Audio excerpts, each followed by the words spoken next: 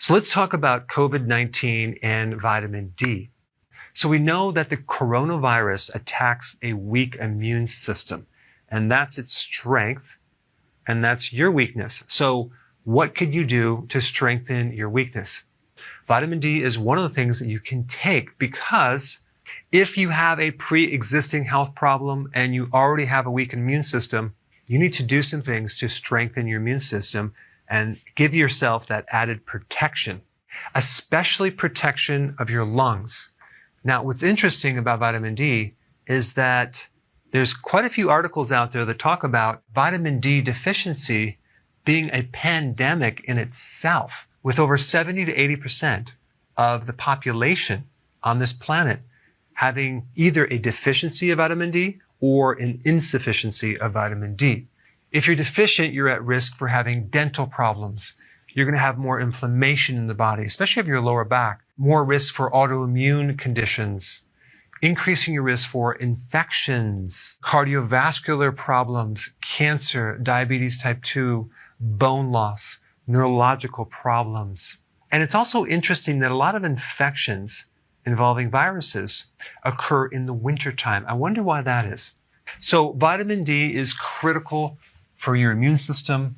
It has viral killing effects. Vitamin D deficiency can increase your risk of over 300 illnesses, including the flu and respiratory infections like pneumonia. Vitamin D deficiency increases your susceptibility to getting infections because it impairs the immune system.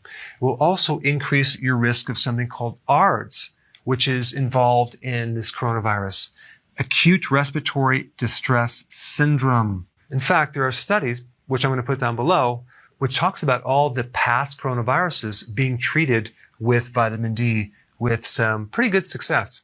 Vitamin D decreases pro-inflammatory cytokines. And what does that mean? Well, these pro-inflammatory cytokines increase inflammation. Vitamin D inhibits these cytokines. And cytokines are basically hormone communications that signal the immune system and create different effects. Vitamin D also increases the anti-inflammatory cytokine 2. So it helps inflammation. So you can imagine if you are sick with the coronavirus and you have inflammation in your lungs, you're going to need some support, because vitamin D acts in a similar way to cortisol, which is an anti-inflammatory, but without the side effects. Vitamin D has antiviral properties, and it lowers the risk for respiratory infections. So take a wild guess who's at risk for a vitamin D deficiency. The obese. And guess who is at risk for the coronavirus? Obese. I wonder if there's a connection.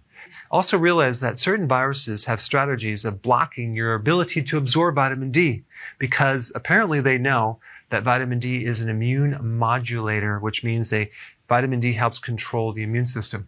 Now, a lack of sun is one of the big causes of a vitamin D deficiency, because it's very difficult to get your vitamin D from foods unless you're consuming salmon, halibut, herring, cod liver oil, things like that. Now, another interesting thing to make note is that the great majority of people with lung infections have a deficiency of vitamin D. When you use sunscreens, you're at risk for having a vitamin D deficiency.